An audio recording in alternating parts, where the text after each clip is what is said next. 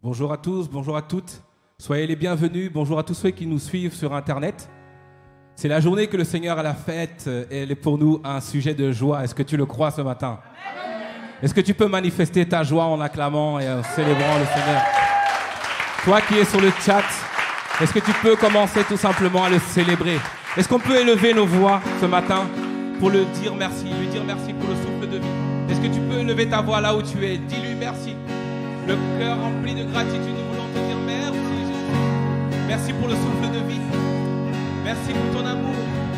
Merci pour tes bontés. Merci pour ta fidélité. Merci pour tes compassions, elles ne sont pas épuisées. Merci pour ta miséricorde. Merci Jésus parce que tu nous entoures de ta faveur, de ta grâce. Alors nous voulons t'inviter en ce lieu. Fais ton entrée en ce lieu. Manifeste-toi. Manifeste-toi, Esprit de Dieu. Est-ce que tu peux le dire avec nous? Fais ton entrée. Fais ton entrée en ce lieu. Manifeste-toi. Manifeste-toi. Nous t'invitons. Manifeste-toi, Esprit de Dieu. Élevons la voix et disons, fais ton entrée. Manifeste-toi. Manifeste-toi. Manifeste-toi, Esprit de Dieu. Fais ton entrée en ce lieu. Nous t'invitons. Manifeste-toi. Oh, nous t'appelons Esprit de Dieu. Manifeste-toi, Esprit de Dieu. Fais ton entrée en ce lieu. Alors manifeste-toi. Manifeste-toi. Oh, manifeste-toi. Manifeste-toi, Esprit de Dieu. Invitons-le, fais ton entrée. Fais ton entrée en ce lieu. Créons-lui un chemin afin qu'il s'avance. Manifeste-toi. Manifeste-toi. Manifeste-toi, Esprit de Dieu. Encore une fois, disons tous ensemble, fais ton entrée. Entrée dans ce lieu. Manifeste-toi. Manifeste ton amour. Manifeste ta sagesse. Manifeste ta gloire. Esprit de Dieu. Fais ton entrée. Fais ton entrée dans ce lieu. Manifeste-toi. Manifeste-toi. Manifeste-toi. Manifeste-toi. Esprit de Dieu. Il est là où deux ou trois sont assemblés. Fais ton entrée. Entrée dans ce lieu. Manifeste-toi. Opérant des merveilles. Opérant des prodiges. Des miracles et des signes. Esprit de Dieu. Fais ton entrée dans ce lieu. Entrée dans ce lieu. Manifeste-toi. Manifeste-toi. Manifeste-toi. Manifeste-toi. Esprit de Dieu. Nous t'invitons. Fais ton entrée en ce lieu. Fais ce que tu avais prévu de faire. Manifeste-toi, que ton règne vienne et que ta volonté soit faite. Esprit de Dieu. Fais ton entrée en ce lieu. Fais ton entrée dans ce lieu. Manifeste-toi. Manifeste-toi. Manifeste-toi. Manifeste-toi. Esprit de Dieu. Si tu le désires, tu peux le dire de toutes tes forces. Fais ton entrée dans ce lieu. Manifeste-toi. Manifeste-toi. Viens nous visiter. Manifeste-toi. Oh, viens nous relever. Viens nous restaurer. Fais ton entrée. Dans ce lieu. Il est là pour te guérir. Il est là pour te relever. Il est là pour te restaurer. Esprit de Dieu. C'est le chant d'un assoiffé. Fais ton entrée. Dans ce lieu. Manifeste-toi. Manifeste-toi. Manifeste-toi. Manifeste-toi. Esprit de Dieu. Fais ton entrée en ce lieu. Fais ton entrée dans ce lieu. Manifeste ton amour. Manifeste ta force. Manifeste ta puissance. Esprit de Dieu. Alors manifeste-toi, manifeste. Manifeste-toi. Manifeste-toi. Opérant des merveilles. Opérant des miracles. Opérant des signes. Manifeste, manifeste. Manifeste-toi. Manifeste-toi. Manifeste-toi. Manifeste-toi. Manifeste-toi. Esprit de Dieu. Est-ce qu'on peut le dire en adoration? Manifeste. Manifeste-toi. Manifeste-toi. Manifeste-toi. Invitons-le ce matin. Manifeste-toi. Esprit de Dieu. Une dernière fois, nous disons manifeste. Manifeste-toi. Manifeste-toi. Manifeste-toi. Manifeste-toi. Manifeste-toi. peux l'accueillir, il est là. Il a fait son entrée. Frayons-lui un chemin afin qu'il s'avance, qu'il nous visite, qu'il nous guérisse. Il est là. L'Esprit du Seigneur est dans ce lieu. L'Esprit du Seigneur est dans ce lieu. L'Esprit du Seigneur est dans ce lieu. L'Esprit du Seigneur est dans ce lieu. Est-ce que tu peux le dire de toutes tes forces? On y va. L'Esprit du Seigneur est dans ce lieu. Il est là où deux ou trois sont assemblés. L'Esprit du Seigneur est dans ce lieu. Il est là pour bénir, il est là pour relever. L'Esprit du Seigneur Il est là est pour dans ce respirer. lieu. L'Esprit du Seigneur est dans ce lieu. Encore une fois, nous disons l'Esprit du Seigneur. L'Esprit du Seigneur. est dans ce lieu. L'Esprit de vie est dans ce lieu. L'Esprit d'amour est dans ce lieu. L'Esprit du Seigneur L'Esprit de pardon, est dans ce lieu. l'Esprit de réconciliation est dans ce lieu. L'Esprit du Seigneur. L'Esprit du Seigneur est dans ce lieu. L'Esprit du Seigneur. L'Esprit du Seigneur est dans ce lieu. L'Esprit de Dieu. L'Esprit de Dieu est au contrôle.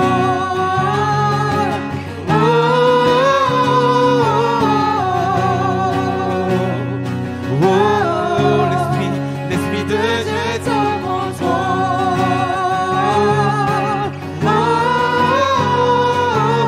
L'Esprit du Seigneur est dans ce lieu.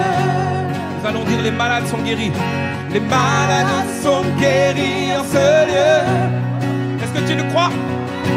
Oui, nous sommes bénis en ce lieu. L'ennemi doit s'enfuir de ce lieu. Car l'Esprit du Seigneur est dans ce lieu. Proclamons que les malades, on y va. Les malades sont guéris dans ce lieu. Oui, nous sommes bénis en ce lieu.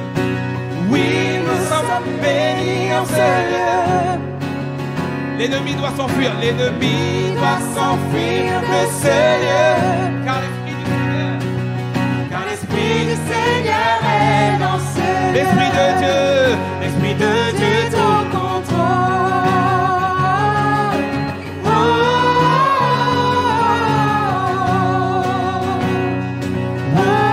L'Esprit de Dieu est au contrôle.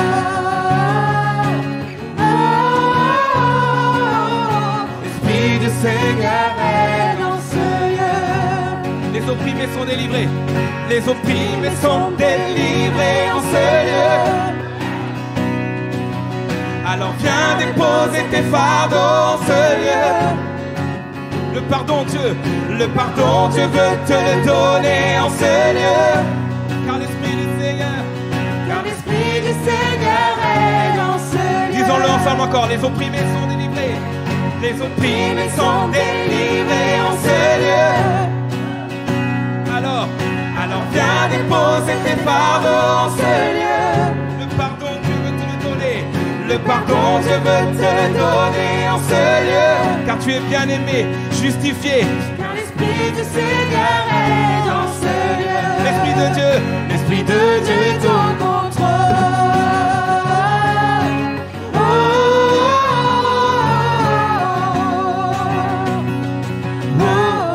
L'Esprit de Dieu est au contrôle.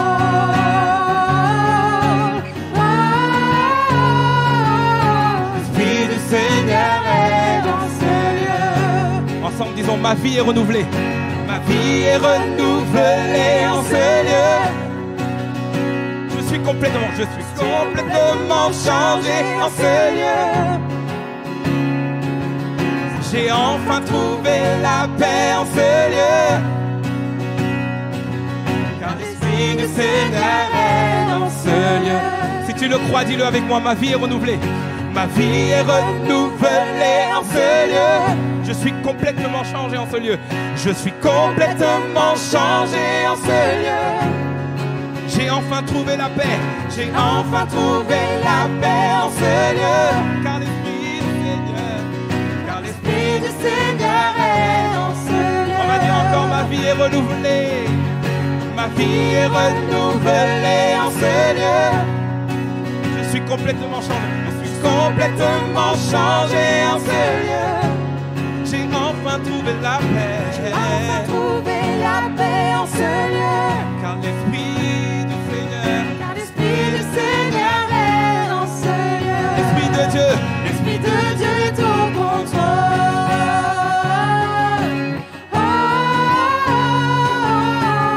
c'est un simple chant de puissance. L'Esprit de Dieu,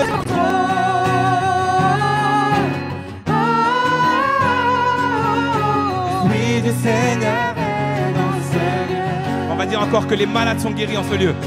Les malades sont guéris en ce lieu. Oui, nous sommes bénis en ce lieu. Oui, nous sommes bénis en ce lieu. L'ennemi doit s'enfuir. L'ennemi doit s'enfuir de ce lieu. Pourquoi? Car l'Esprit du Seigneur est dans ce lieu. Encore une fois, les malades sont guéris. Reçois ta guérison. Les malades. Malades sont guéris en ce lieu. Oui, nous sommes bénis en ce lieu. Oui, nous sommes bénis en ce lieu. Alors l'ennemi doit s'enfuir. Les esprits méchants. L'ennemi doit s'enfuir de ce lieu. Pourquoi?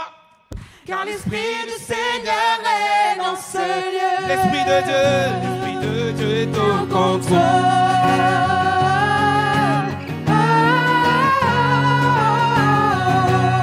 Alléluia.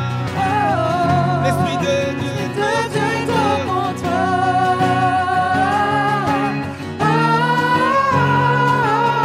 L'Esprit du Seigneur est dans ce lieu.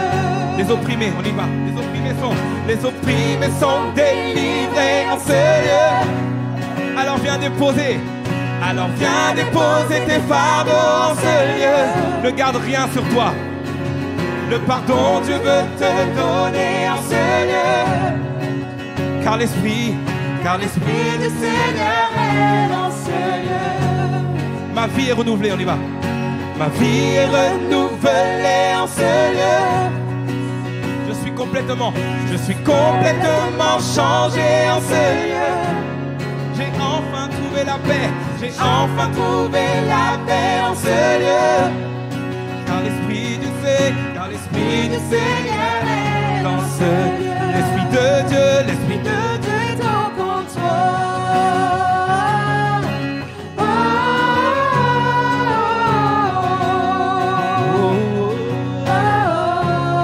l'Esprit de Dieu est au contrôle.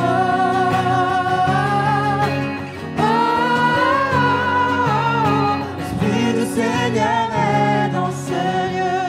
L'Esprit du Seigneur. L'Esprit du Seigneur est dans ce lieu. L'Esprit du Seigneur, il est là. L'Esprit du Seigneur est dans ce lieu. Encore une fois, nous disons l'Esprit L'Esprit du Seigneur est dans ce lieu. Alléluia. Amen.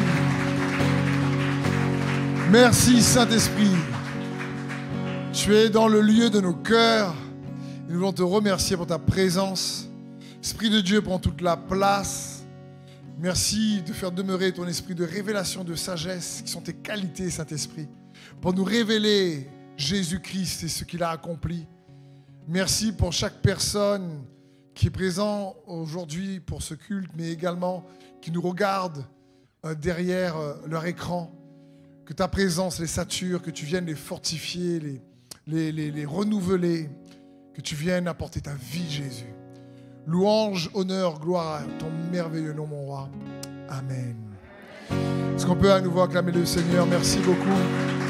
Nous de louange.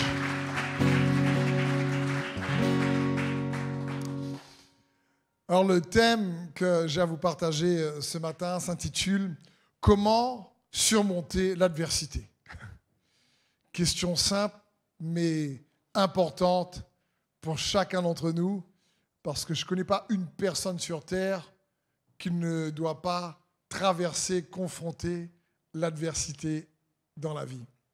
Et pour ça, j'aimerais commencer directement par un passage de la parole de Dieu dans 1 Corinthiens chapitre 1, ou plutôt, excusez-moi, 2 Corinthiens chapitre 1, du verset 3 au verset 11, vraiment puissant. Écoutez ceci.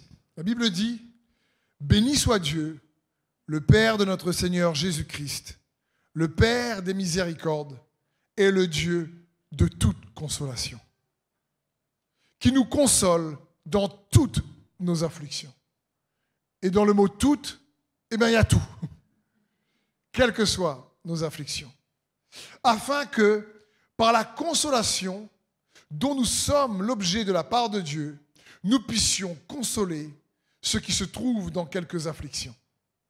Car de même que les souffrances de Christ abondent en nous, de même notre consolation abonde par Christ. Si nous sommes affligés, c'est pour votre consolation et pour votre salut. Si nous sommes consolés, c'est pour votre consolation qui se réalise par la patience à supporter les mêmes souffrances que nous endurons. Et notre espérance à votre égard est ferme, parce que nous savons que si vous avez part aux souffrances, vous avez aussi part à la consolation. Magnifique. Nous ne voulons pas en effet vous laisser ignorer, frères, au sujet de la tribulation qui nous est survenue en Asie, comme nous avons été excessivement accablés au-delà de nos forces, de telle sorte que nous désespérions même de conserver la vie. Et nous regardions comme certains notre arrêt de mort, afin de ne pas placer notre confiance en nous-mêmes, mais de la placer en Dieu qui ressuscite les morts. C'est lui qui nous a délivrés et qui nous délivrera d'une telle mort. Lui, de qui nous espérons qu'il nous délivrera encore. Vous-même, aussi nous assistons de vos prières, afin que la grâce obtenue pour nous par plusieurs soit pour plusieurs une occasion de rendre grâce à notre sujet. Quel passage ici extraordinaire. Ce passage nous montre que Dieu cherche à consoler chaque personne, chaque enfant de Dieu, quelles que soient les afflictions que nous traversons. Dieu veut nous donner sa consolation. Et à un moment donné, l'apôtre Paul dit, nous avons tellement été oppressés, accablés, il va dire, au-delà de nos forces, que nous désespérions même de conserver la vie. Et il dit, pourtant, Dieu l'a consolé. Il dit même, il nous a délivrés. Il nous délivre et nous délivrera encore. Parce que Dieu désire nous consoler. Quels que soient les défis de la vie, quelle que soit l'adversité, quelles que soient les difficultés, quels que soient les problèmes, quelle que soit l'affliction, Dieu désire que tu puisses expérimenter dans cette affliction, dans ton épreuve, sa consolation. C'est son cœur.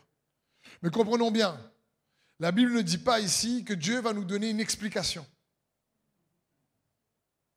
Dieu va nous donner une consolation. Parce que nous, souvent lorsqu'on traverse des difficultés, une adversité, la première chose qu'on cherche, c'est une explication. Mais il est le Dieu des consolations, de toute consolation, pas le Dieu de toute explication. Il n'explique pas tout. Et la Bible dit que sur terre, nous comprenons que partiellement. Et parfois, oui, même lorsque ça n'a pas de sens à nos yeux, notre premier réflexe est de chercher une explication. Mais parfois, lorsqu'on reçoit une explication, ça ne produit pas non plus une consolation. La consolation de Dieu dépasse l'explication à laquelle on s'attend. C'est une paix dans l'adversité qui surpasse toute intelligence. Et Dieu appelle chacun d'entre nous à expérimenter sa consolation. Surtout lorsque l'attente est longue.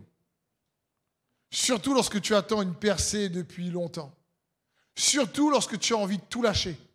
Surtout lorsque c'est compliqué. On a besoin, chacun d'entre nous, à ce moment-là, de saisir, d'expérimenter, de se rappeler qu'il est le consolateur. C'est son cœur.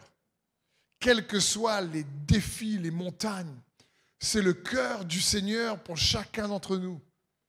Et chacun d'entre nous, on traverse des difficultés ou d'adversité, tôt ou tard dans la vie.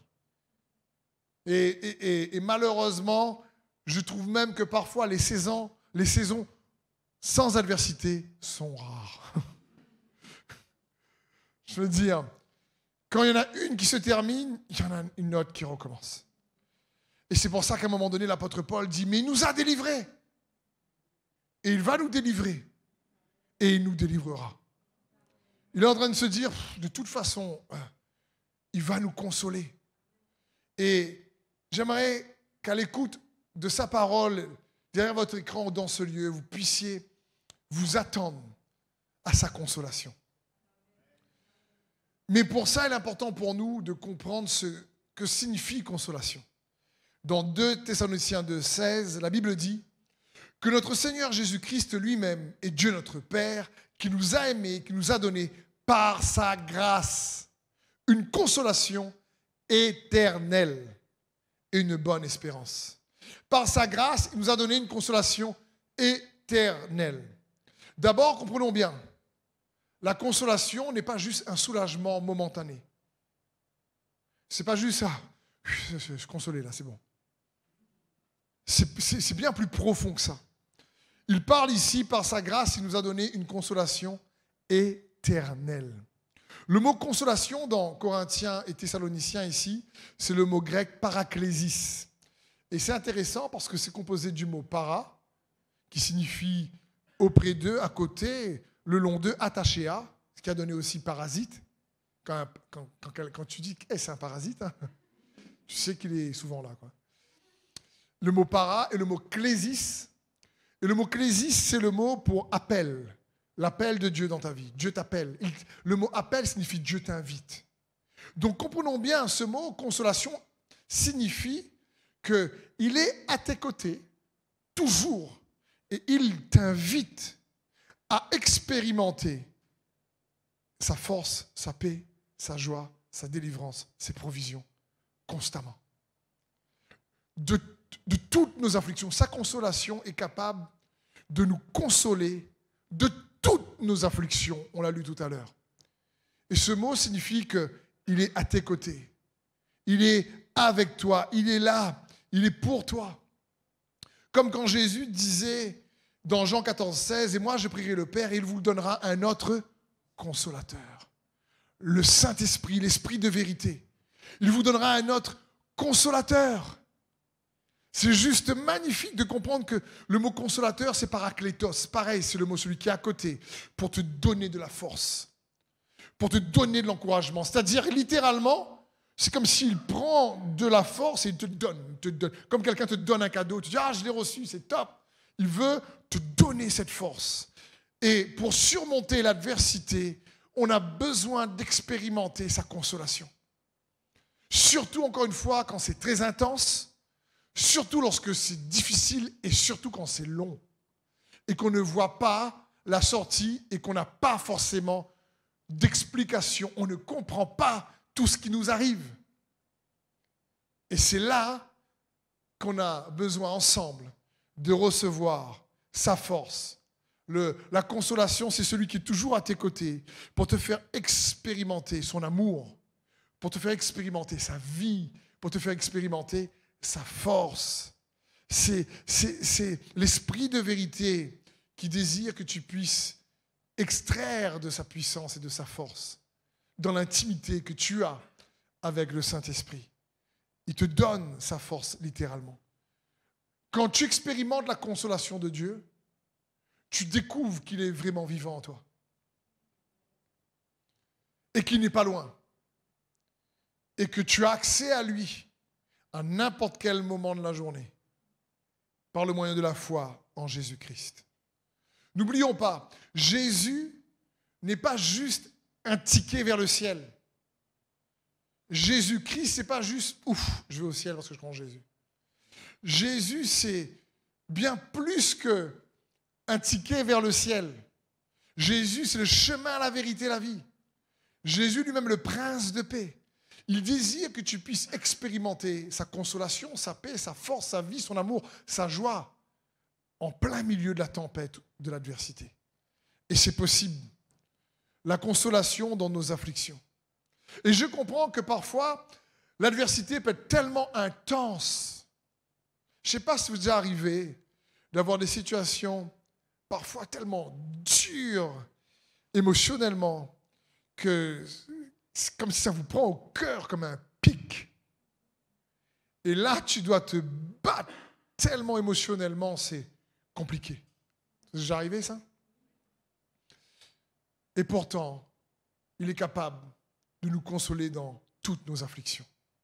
Je comprends que certaines situations difficiles ou d'adversité que nous rencontrons se passent par étapes.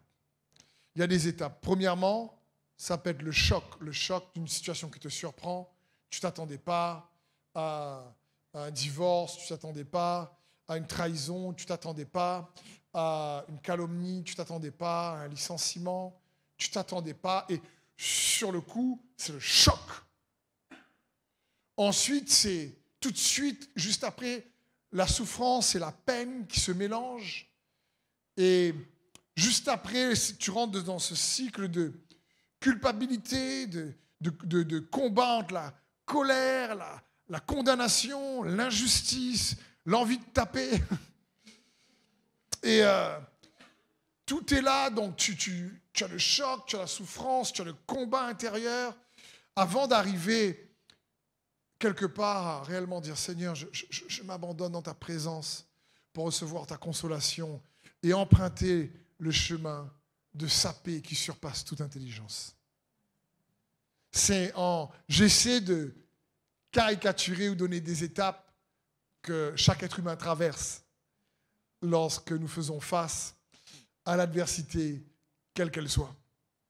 Et il veut que nous puissions traverser ce cycle avec sa force.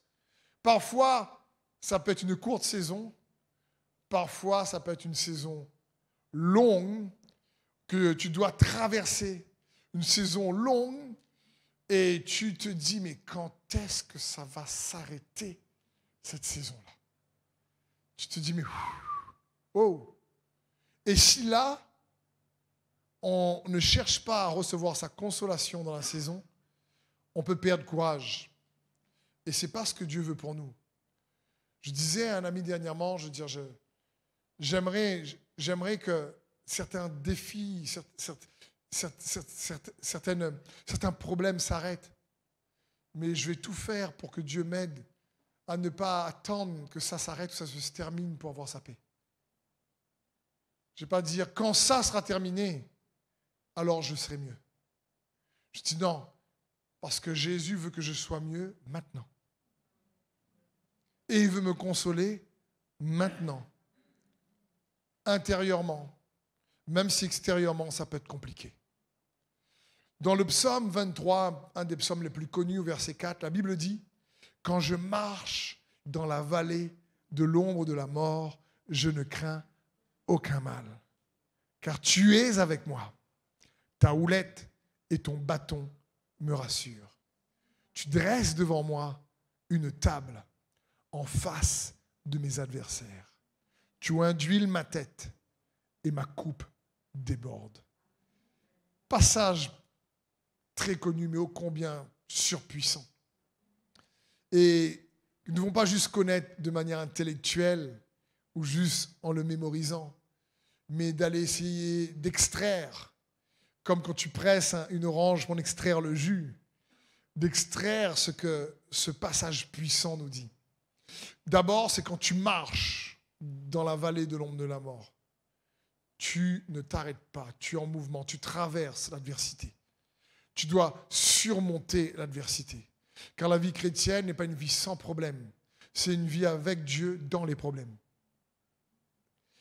Quand je marche dans la vallée de l'ombre de la mort, tu es avec moi, je ne crains aucun mal. Et le verset ensuite, au verset 5 dit, tu dresses devant moi une table. Dieu veut que tu puisses goûter au mets succulent des œuvres justes qu'il a préparées pour toi, même dans les tempêtes. Même dans l'adversité, Dieu dit, hey, tu sais quoi, si tu me fais confiance et que tu traverses, que tu ne t'arrêtes pas. Et pour marcher, on a besoin d'être renouvelé dans nos forces. Donc on a besoin de recevoir sa consolation parce que des fois la marche est dure, la marche est longue, la marche c'est pas facile et tu as besoin de ravitaillement, de te ravitailler par sa consolation pour continuer à avancer, pour recevoir sa force, sa paix, sa joie. Et c'est ce que Dieu veut, je crois, au travers de sa parole dans ce message, encourager chacun d'entre nous à faire l'expérience de sa consolation dans nos afflictions pour surmonter l'adversité. Mais je me suis posé une question en écoutant ce message. C'est, mais que faire lorsque sa consolation n'est pas celle que l'on attendait? Que faire lorsque sa consolation, ce n'est pas du tout ce qu'on a demandé? Est-ce qu'on arrive à la reconnaître des fois même?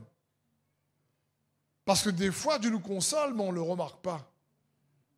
Parce que ce n'est pas du tout la consolation pour laquelle on a prié. Et du coup, on peut être déçu que ce que lui a demandé n'arrive pas, mais ce qui arrive, c'est ce qu'on n'a pas demandé. Et on ne le remarque même pas. Ça peut arriver. Il y a un bel exemple dans les Écritures avec l'apôtre Paul. L'apôtre Paul avec l'écharde. Dans 2 Corinthiens 12, verset 7, il dit « Et pourquoi je ne suis pas enflé d'orgueil à cause de l'excellence de ces révélations? Il m'a été mis une écharde dans la chair, un ange de Satan, pour me souffléter et m'empêcher de m'enorgueillir. » Paul dit « J'ai eu une écharde. » Et vous savez la suite de l'histoire, au verset 8, il dit « 3 fois j'ai prié le Seigneur de l'éloigner de moi. Et il m'a dit, ma grâce te suffit, car ma puissance s'accomplit dans la faiblesse. » Et Paul continue en disant, je me glorifierai donc bien plus volontiers de mes faiblesses, afin que la puissance de Christ repose sur moi. Mais comprenons bien, ce n'était pas du tout la consolation que Paul s'attendait. Il dit 3 fois j'ai prié. Ça ne veut pas dire, il a prié, Seigneur enlève cette écharde, Seigneur enlève cette écharde, Seigneur enlève cette écharde. Amen. C'est pas ça. C'est comme s'il a pris le temps, pendant 3 moments, je ne sais pas combien de temps, peut-être une semaine, après notre semaine, il a pris le temps d'amener sa requête avec intensité devant le trône de Dieu. Par 3 fois, il s'est dit, je vais demander à Dieu d'enlever ça. Il est marre de cette écharde. Et Jérémie a prêché un magnifique message sur l'écharde. Vous pouvez aller voir sur le YouTube de l'église. Et là, ici, il dit, mais enlève cette écharde. Et Dieu lui dit, mais ma grâce te suffit. Franchement, quand on lit ça, on se dit, Paul dit, je me glorifierai bien plus de mes faiblesses pour que sa puissance repose sur moi, parce que j'ai sa grâce. Mais je crois que ça nous arrive souvent, nous frères et sœurs, dans l'adversité, que Dieu nous répond avec grâce, mais on ne remarque pas. Parce que ça ne correspond pas à une réponse à laquelle on s'attendait. Échange le mot écharde par le mot adversité. Échange le mot écharde par le mot difficulté. Et parfois, Dieu, dans la difficulté ou l'adversité, va nous répondre et nous dire, mais ma grâce te suffit. Et parfois, dire, oui, Seigneur, amen, mais tu peux faire quelque chose quand même. Là, parce que là, quand même, il faut trouver un travail. Là, quand même, il y a une facture à payer. Là, quand même, ta grâce, c'est bien gentil. Mais, Paul aurait même pu se dire ça, ma grâce te suffit. Mais ce n'est pas trop ce que je t'ai demandé.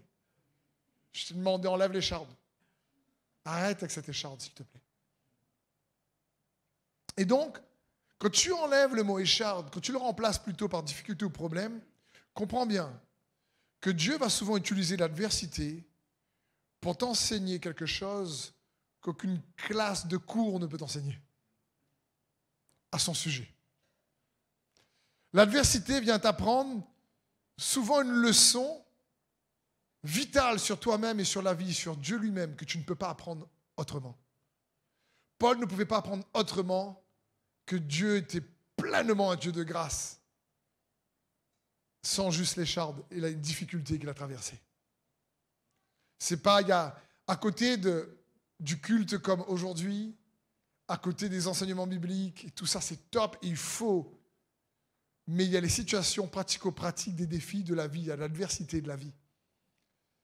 Et l'adversité, en réalité ici pour Paul, lui a enseigné la grâce. La profondeur, quand Paul dit que Dieu lui a répondu, ma grâce te suffit. Pour Paul, ce n'est pas un cliché. Pour l'apôtre Paul, c'est pas bon, c'est cool, ma grâce te suffit, je réponds mécaniquement. C'est que le gars, il mesure que, ok, je n'ai pas la réponse que je souhaitais, mais en fin de compte, ce que Dieu m'a dit là, c'est mieux que ce que je souhaitais. Parce que je n'ai pas mesuré, mais je comprends qu'il voulait m'enseigner quelque chose au travers de cette situation adverse. La bonne nouvelle, c'est que nous traversons tous des situations difficiles. Et nous pouvons tous donc apprendre dans ces situations. Dieu va toujours, écoute bien mon frère et ma sœur, te donner la mesure de grâce nécessaire pour surmonter le problème auquel tu fais face. Toujours. C'est pour ça qu'il n'est pas bon de comparer ces problèmes. Parce qu'il va te donner la mesure dont tu as besoin pour ton problème. Regarde pas la mesure du frère ou de la sœur. Dieu est capable de te donner la mesure dont tu as besoin. Quelqu'un a dit un jour, parfois, Dieu ne change pas nos circonstances parce qu'il veut nous changer nous.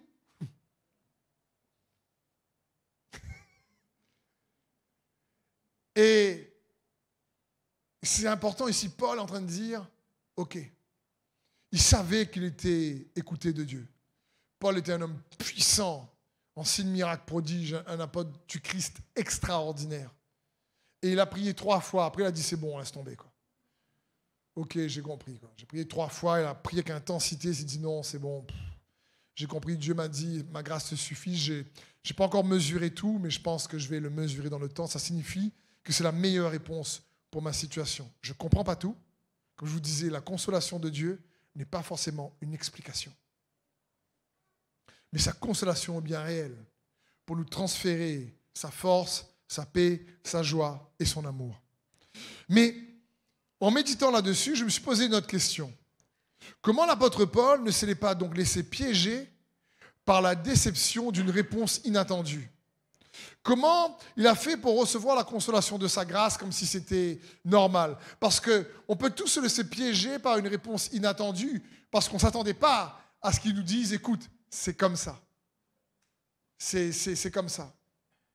Et comment Paul a fait? Et on va s'inspirer de la parole de Dieu, de l'apôtre Paul qui nous encourage dans les Écritures à l'imiter comme il imitait le Christ. Premièrement, Paul savait que ses pas étaient sûrs entre les mains de Dieu. Ses pas étaient réellement entre les mains de Dieu. Paul savait que sa vie était entre les mains de Dieu. La Bible dit que Dieu garde les sentiers du juste. Les pas du juste sont entre ses mains. Paul savait que quoi qu'il se passe, écoutez bien ceci, Dieu est celui qui va donner de la cohésion entre tes difficultés, ton identité, ta destinée et l'éternité. Je répète, Dieu est le seul qui sera capable de donner de la cohésion entre l'adversité que tu traverses en ce moment, ton identité, qui tu es, et tu découvres qui tu es de plus en plus en ce moment en Christ, ta destinée, ce qu'il t'appelle à faire, et l'éternité auprès de lui, et la place que tu dois occuper auprès de lui dans l'éternité. Il n'y a que Dieu, nous on ne connaît pas. C'est pour ça que les explications sont partielles. Mais lui, il sait donner de la cohésion dans tout ça.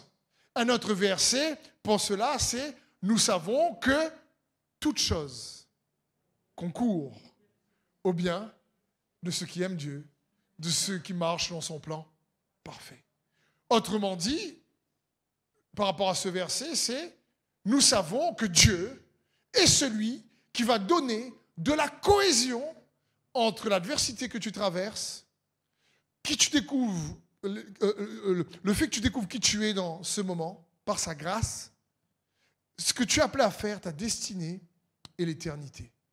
Adversité, identité, destinée, éternité, toutes choses concourent pour le bien de ceux qui aiment Dieu et de ceux qui marchent selon son plan parfait.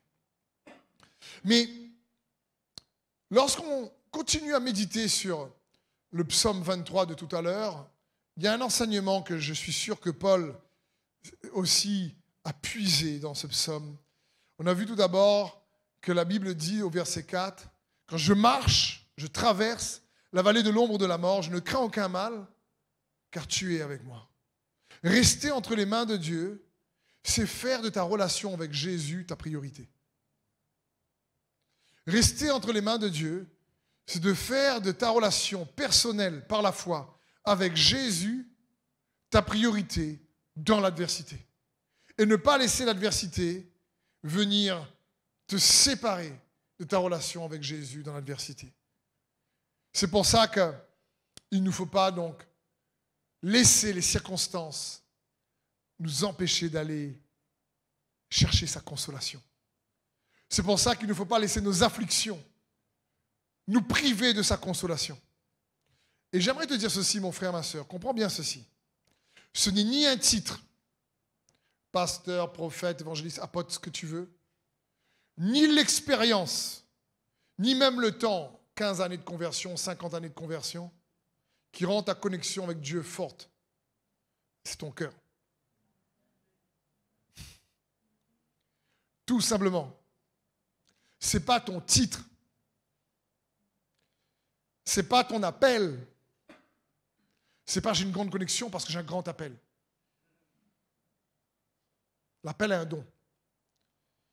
Ce qui te garde entre les mains de Dieu, ce qui te permet de recevoir pleinement sa consolation dans les afflictions, c'est lorsque tu sais que tu es entre ses mains et que tu fais tout pour faire de ta relation avec Jésus ta priorité, pour expérimenter sa consolation dans l'affliction, et que tu sais que cette intimité, cette proximité ne dépend pas d'un titre, ne dépend pas d'une fonction, ne dépend pas d'un compte en banque, ne dépend pas d'un rang social, que cette intimité ne dépend pas de tes années d'expérience de vie chrétienne, cette intimité ne dépend pas que tu sois une femme ou un homme, que cette intimité ne dépend pas que tu aies 40 ans, 50 ans, 80 ans, 20 ans, 15 ans. Cette intimité de relation avec Jésus dépend de la qualité de ton cœur pour lui. Tout simplement. Moi, je dis aussi Amen. Ça ne dépend pas de l'église dans laquelle tu es.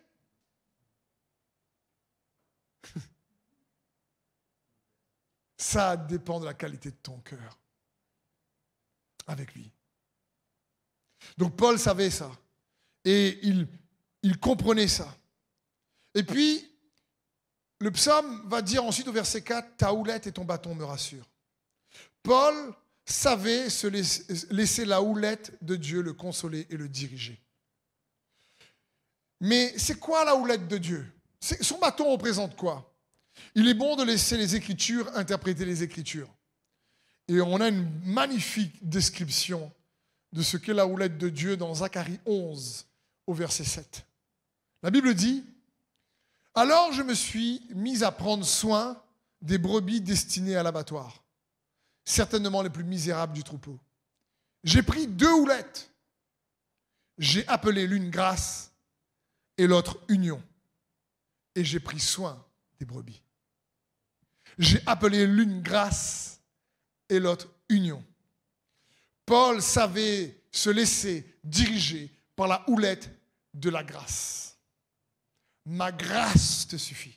Ok, c'est bon. Il savait se laisser diriger par la houlette de la grâce de Dieu. Il savait faire confiance à la grâce de Dieu dans sa vie. J'ai une question à vous poser.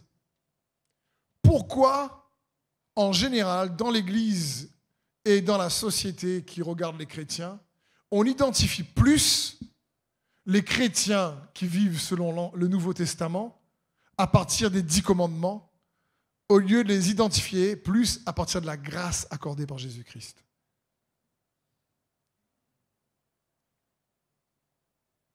En général, on associe la vie chrétienne aux 10 commandements, alors que les 10 commandements font partie de l'ancienne alliance.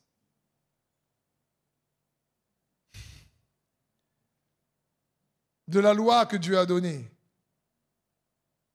Et il nous faut réaliser que c'est la grâce et non les 10 commandements qui représentent le mieux le Nouveau Testament. La Bible dit dans Romains 10,4 « Car Christ est la fin de la loi, pour tous ceux qui croient reçoivent la justice. » Parce que la nouvelle alliance, c'est tout à propos de Jésus-Christ, de ce qu'il a accompli. C'est à propos de l'amour que Dieu nous a manifesté en offrant son Fils comme un sacrifice vivant sur la croix pour nous. C'est Jésus-Christ mort et ressuscité. C'est l'alliance de la foi en Jésus et en ce qu'il a accompli. Ce n'est pas dans la pratique des commandements, c'est dans la foi en ce que Jésus a fait et non pas dans les œuvres que nous, juste, on peut faire. La justice ne nous est pas accordée en Jésus-Christ parce qu'on pratique bien les 10 commandements. La justice nous est accordée parce qu'on croit en ce que Jésus a fait. Le juste vivra par la foi. Donc il n'est pas bon, c'est même erroné d'identifier plus la vie chrétienne à partir des 10 commandements qu'au lieu d'identifier la vie chrétienne à partir de la grâce de Jésus. Parce que la Bible est claire également dans Jean chapitre 1 verset 17. La Bible dit « La loi a été donnée par Moïse ». Les 10 commandements, ça parle là. Mais la grâce et la vérité, d'abord la grâce, mais la grâce et la vérité sont venues au travers de Jésus-Christ. Donc il n'est pas cohérent d'identifier plus la vie chrétienne à partir des 10 commandements. Et c'est important de voir que souvent les gens connaissent plus les 10 commandements que la grâce de Dieu. Et pour avoir sa consolation dans tes afflictions, il ne s'agit pas d'essayer par nos propres efforts de recevoir sa grâce à cause de notre propre justice, mais d'apprendre à recevoir sa consolation par grâce, comme on a lu tout à l'heure dans Thessaloniciens. Et de réaliser que, la grâce et la vérité sont venues au travers de Jésus-Christ. Aujourd'hui, quelqu'un me dit, oui, mais moi, je ne pratique pas la loi. Comment pourrait-on remarquer si on vit une vie chrétienne sous la loi? Je pense que c'est une question pertinente. C'est lorsque quelqu'un essaie toujours de recevoir plus de grâce en se basant sur ses mérites et ses propres efforts et sa propre justice et sa propre bonté. À partir de ce moment, il va essayer, sans s'en rendre compte, d'acheter la consolation de Dieu par ses propres efforts. Et à ce moment-là, il se met sous la loi. Seigneur, j'ai beaucoup prié pour avoir cette consolation. Pourquoi tu ne me donnes pas? Je mérite. Et la grande différence entre l'Ancien Testament et le Nouveau Testament, je vous l'ai déjà dit, c'est que dans l'Ancien Testament, tu mérites, mais dans le Nouveau Testament, tu hérites. Ça parle d'héritage. Par le moyen de la foi, tu reçois, mais à ceux qui reçoivent l'abondance de la grâce et le don de la justice, cela règne.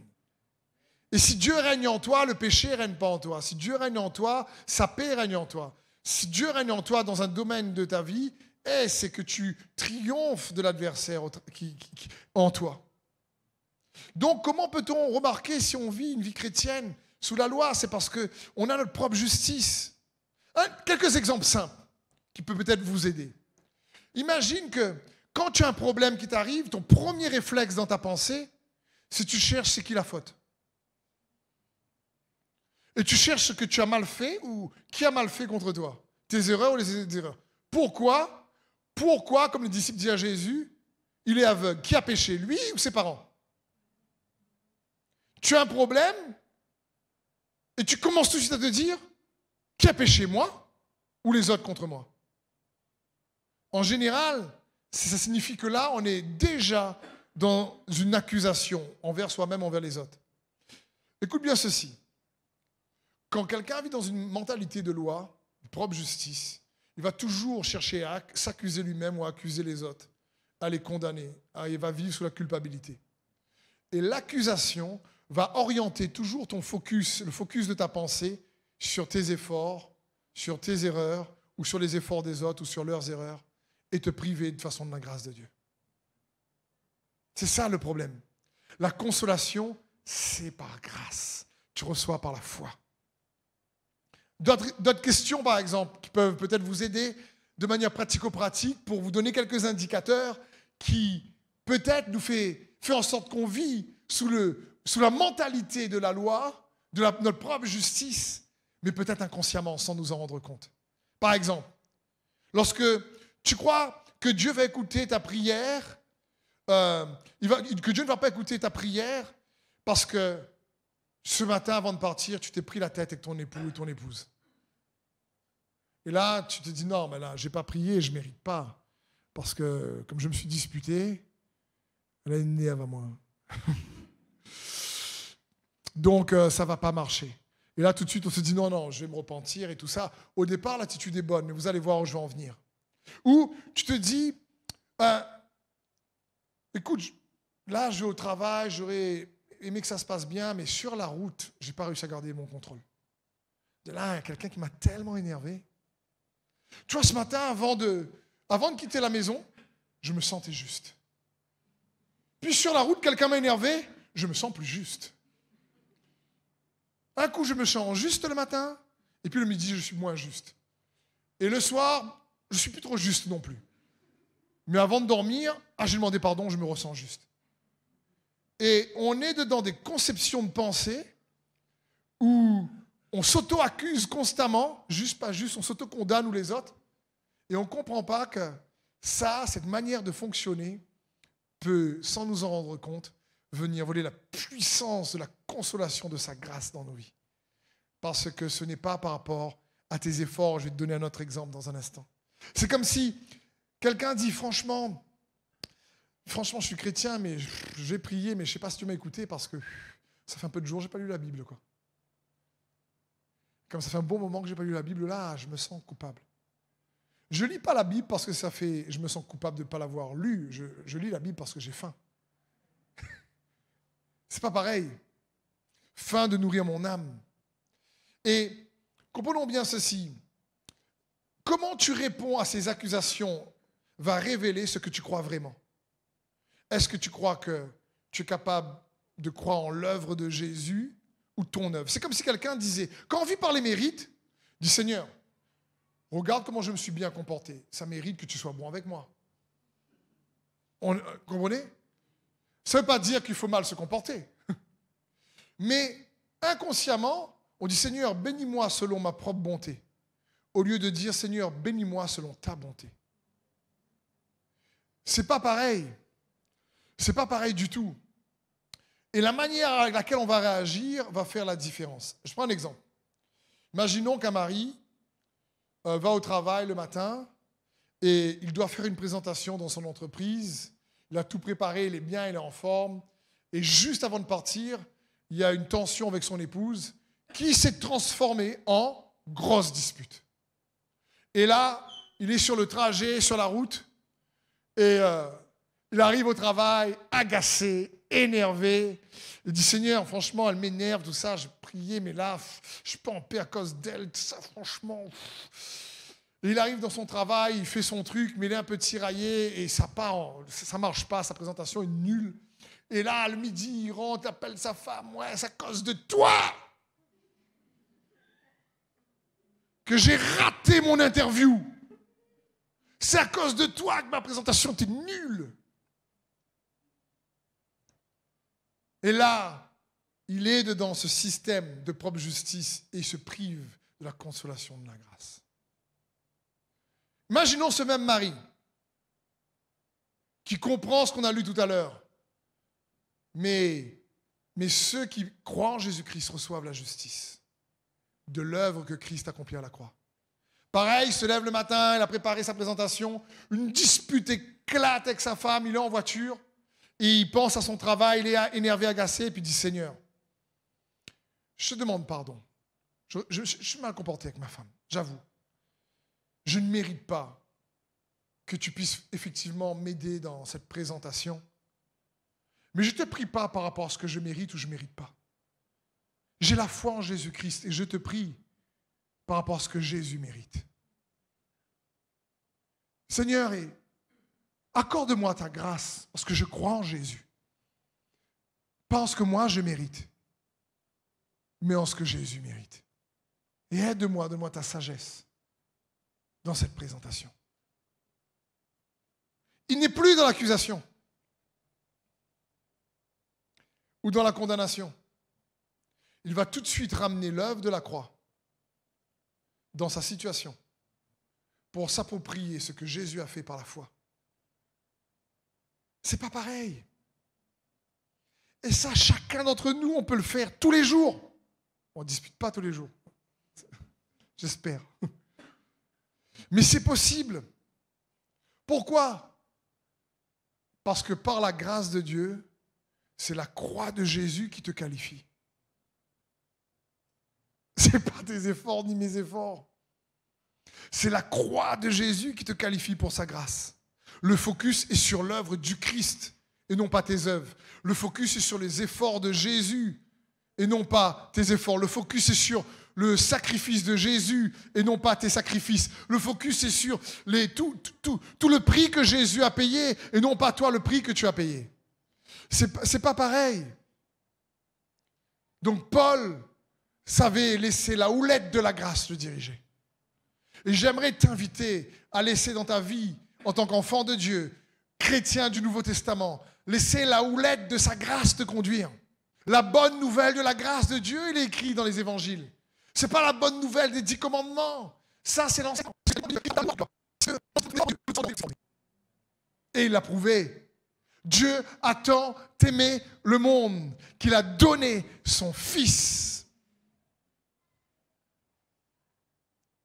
Nous dit la parole. Et le dernier point, Paul était sécurisé dans l'amour que Dieu avait pour lui.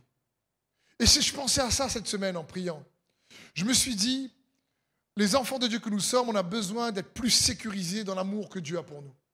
Pour construire une relation forte, il nous faut être sécure, comme on dit, assurés dans l'amour que Dieu nous porte.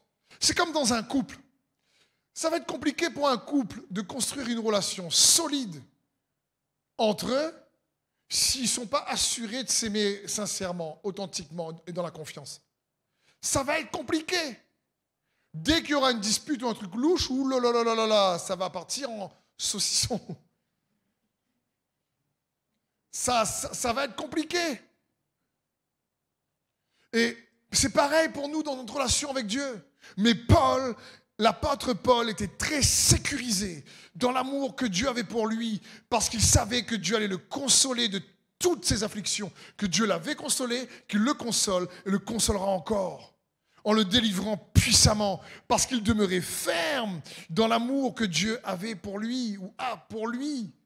La Bible dit que l'amour parfait bannit la peur.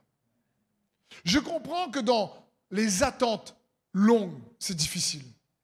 Et qu'on a l'impression tous, je ne sais pas si ça vous est déjà arrivé de prier, moi ça m'est arrivé plein de fois, de prier en disant, Seigneur, j'ai l'impression que tu m'as oublié. Quoi. Franchement, je me dis là, je trouve ta tortue éternelle, moi pas encore. J'ai pas de montre, mais ça dure longtemps, je trouve. Mais écoute bien ce passage dans Ésaïe 49, je crois que ça va soulager et encourager beaucoup d'entre vous, verset 14. Sion disait, c'est l'Église, Sion représente l'Église. L'Éternel m'abandonne, le Seigneur m'oublie. Et regardez la réponse de Dieu. Une femme oublie-t-elle l'enfant qu'elle allait? N'a-t-elle pas pitié du fruit de ses entrailles? Quand elle l'oublierait même, moi, je ne t'oublierai point. Voici, je t'ai gravé sur ma main. Tes murs sont toujours devant mes yeux. Waouh! Gravé, c'est signifie Dieu dit, je t'ai tatoué sur ma main. C'est le même mot.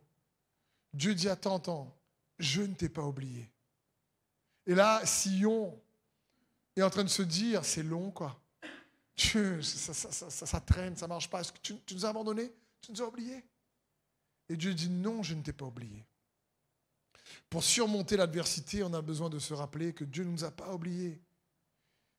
Et comment on se rappelle que Dieu ne nous oublie pas? Parce qu'on sait qu'il nous a sécurisés, il a prouvé son amour avec assurance.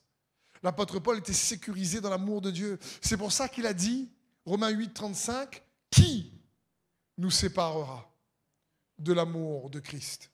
Serait-ce la détresse, donc l'adversité, l'angoisse, la persécution, la faim, le dénuement, le danger ou l'épée ?» Il dit « Qui ?» Il provoque tous ses lecteurs. Et il dit, vous croyez quoi? Vous croyez c'est... Quand j'ai un problème, je dis, qu'est-ce que j'ai fait? C'est moi, j'ai un problème, j'ai pas assez prié, l'Église n'a pas assez prié, c'est la faute de l'Église. C'est la faute des frères et sœurs, c'est la faute d'un tel.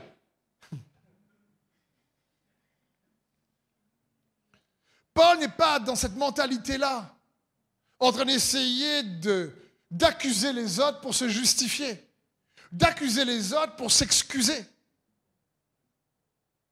Il est en train de dire, vous croyez que j'essaie d'avoir une explication dans ces épreuves? Vous croyez que je comprends tout, moi, dans les détresses? Ou dans l'angoisse, dans la persécution? Mais même si je n'ai pas toutes les explications, et même si je ne comprends pas tout, vous savez quoi? Je sais qu'il est ma consolation. Parce que je suis sécurisé dans son amour pour moi. C'est pour ça que je m'écris, qui me séparera de son amour? La détresse, l'angoisse, la persécution, la faim, la calomnie, qui? Le danger, l'épée, qui? Peu importe. Et c'est bon pour nous de se rappeler ça aussi. On ne peut pas, mon frère et ma sœur, se sécuriser dans l'amour que Dieu a pour nous avec nos propres efforts. Mais uniquement par la foi en Jésus, ce qu'il a accompli. Tout simplement, en faisant confiance à sa bonté. Surtout quand tu ne fais pas ce qu'il faut. Tu t'es mal comporté sur la route, ça, tu reviens vers lui. Et tu te dis, Seigneur, je sais, moi je ne mérite pas. Mais je sais que Jésus, toi, tu mérites. Seigneur, je sais que moi je ne fais pas ce qu'il faut, mais Jésus a fait ce qu'il faut. 1 Jean 4, 10 nous dit, et cet amour consiste non point en ce que nous avons aimé Dieu, mais qui nous a aimés et a envoyé son Fils comme victime expiatoire pour nos péchés. Victime expiatoire pour nos péchés.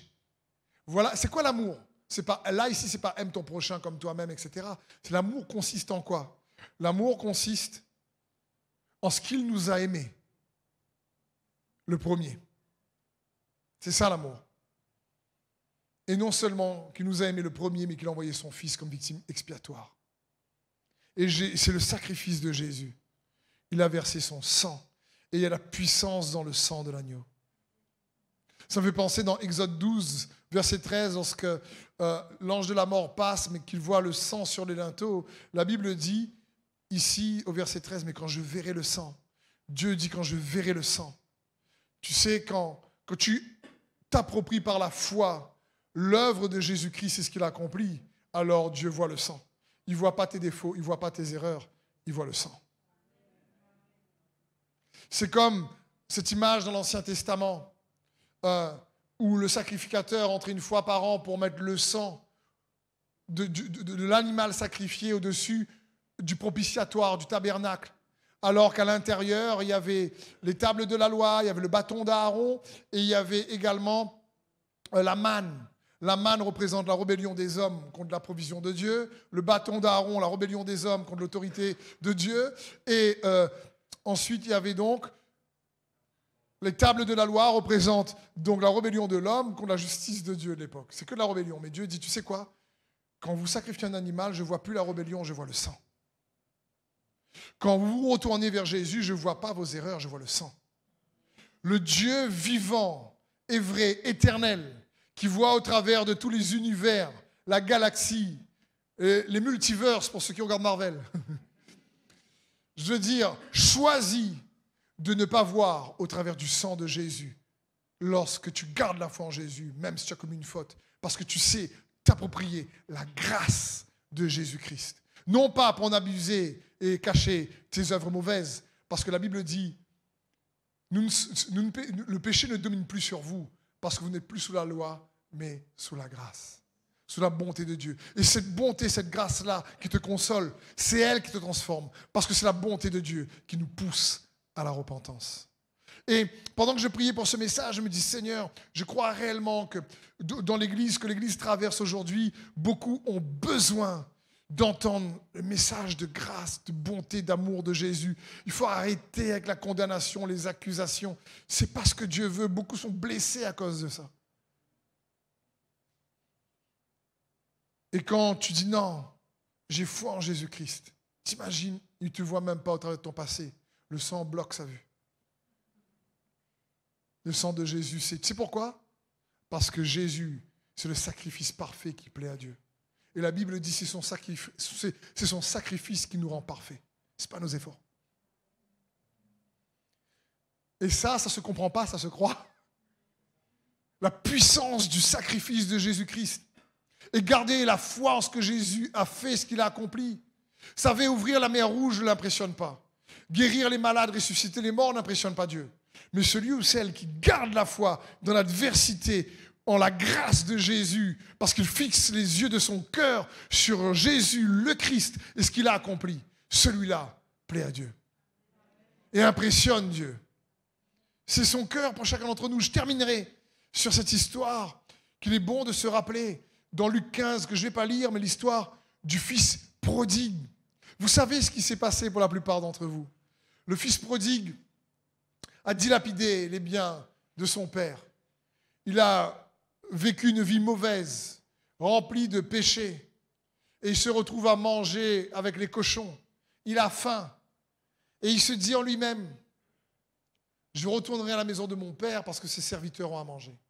Et je suis impressionné de voir qu'il n'est pas revenu vers la maison de son père parce qu'il aimait son père.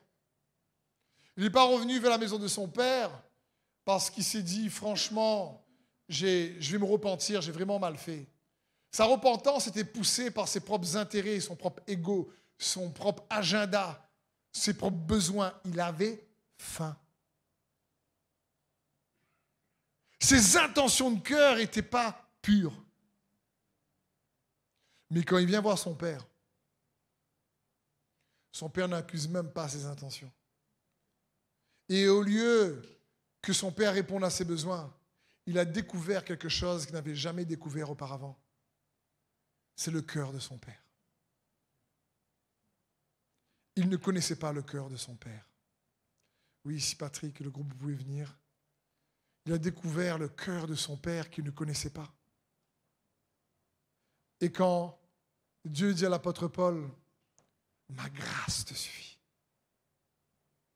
C'était une invitation pour Paul à découvrir son cœur dans l'adversité. Et quelle que soit l'adversité que tu traverses, le paraclésis, celui qui est à côté de toi et qui t'invite à expérimenter sa paix, sa joie, sa force, sa consolation dans ta vie. Peut-être que la réponse ne correspondra pas à ce que toi tu souhaitais. En réalité, tu vas découvrir bien plus que tu le pensais. Son cœur d'amour envers toi, au travers de qui est Jésus et ce que Jésus a accompli. Amen. Juste prier pour vous maintenant. Père, je te remercie pour ta grâce, ta présence. Oui, Jésus, tu es dans ce lieu. Je prie pour chaque frère et sœur qui, derrière leur écran, vit sous le poids de la culpabilité, de la condamnation, de l'accusation, qui essaie de justifier ou de trouver des explications aux situations de leur vie en regardant aux autres, même si humainement parlant, la réflexion peut avoir un semblant de logique, mais cette explication n'apporte pas la consolation, la paix et la joie. Alors je te prie pour chacun d'eux et je te demande de les faire expérimenter ta consolation par ta grâce, qu'ils puissent juste se retourner vers toi Parce que même si les autres ont fait des erreurs envers nous, nous faisons tous des erreurs nous-mêmes. Et, Père, et ta grâce est une faveur imméritée. C'est pour ça que ça s'appelle grâce. Déverse, Saint-Esprit, ta consolation dans la vie de mes frères et de mes sœurs. Dans le nom de Jésus-Christ, maintenant. Pour ceux et celles qui sont dans ce lieu, comme pour ceux et celles qui sont derrière leur écran. Dans le nom de Jésus. Amen. Je vais vous inviter à poursuivre ce temps de ministère où laissez le Saint-Esprit œuvrer en vous, dans vos cœurs, étant accompagné dans l'adoration par le groupe de louanges. Merci.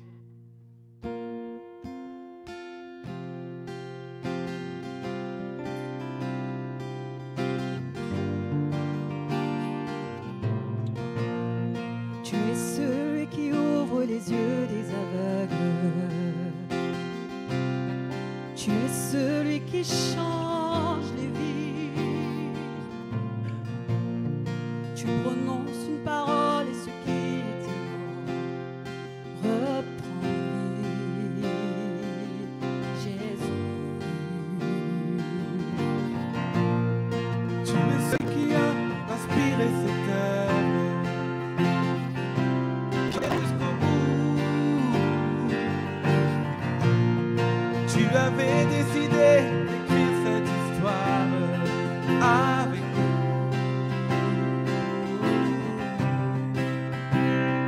Maintenant, Seigneur, souffle sur nos pays, envahis nos villages, viens toucher nos familles. Maintenant, Seigneur, fais connaître le nom, peut guérir les nations, le nom de Jésus-Christ. Tu es celui qui a inspiré cette œuvre, qui l'emmènera jusqu'au bout. Tu avais décidé d'écrire cette histoire avec nous. Maintenant, Seigneur, souffle sur nos pays, envahis nos villages, viens toucher nos familles. Maintenant, Seigneur, fais connaître le nom qui peut guérir les nations, le nom de Jésus-Christ. Seigneur, souffle sur nos pays, envahis nos villages, viens toucher nos familles. Maintenant, Seigneur, fais connaître le nom qui peut guérir les nations, le nom de Jésus-Christ. Les défis sont grands, nous en avions conscience. tu les connais mieux que nous, Jésus. Mais nous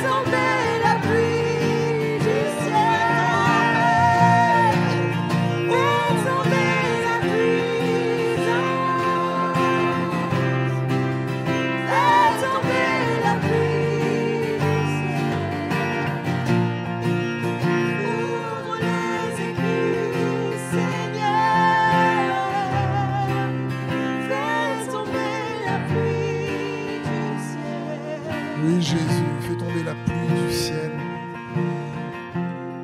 dans la vie de chaque personne qui entend ce message, je te prie, qu'il puisse expérimenter ta pluie, ta consolation, ta paix.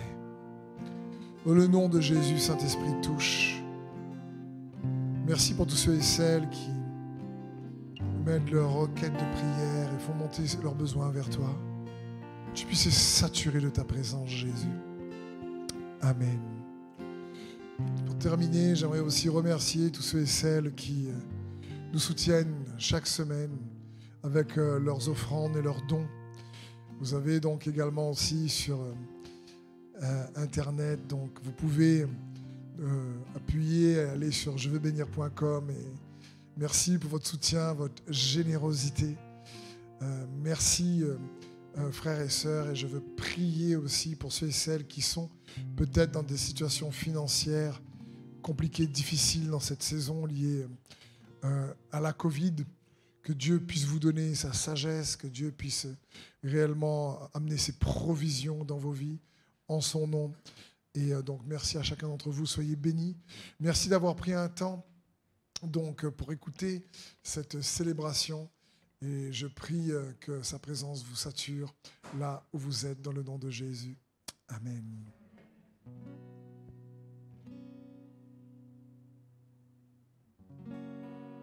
L'Esprit du Seigneur est dans ce lieu.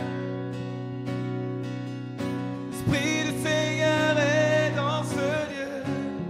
Oh, l'Esprit du Seigneur est dans ce lieu. L'Esprit du Seigneur est dans ce lieu. Est-ce que tu peux le dire avec nous, l'Esprit? L'Esprit du Seigneur est dans ce lieu. L'Esprit du Seigneur est dans ce lieu. L'Esprit du Seigneur est dans ce lieu.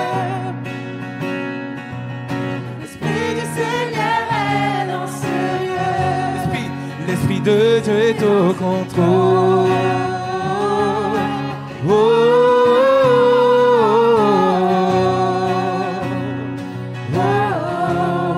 L'Esprit de Dieu est au contrôle.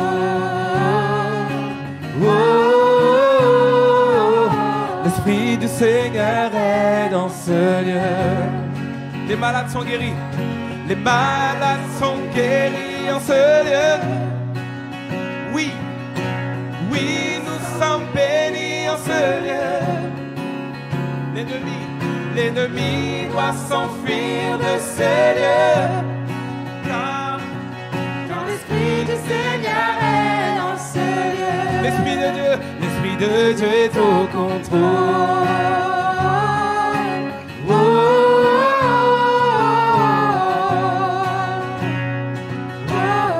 L'Esprit de Dieu est au contrôle.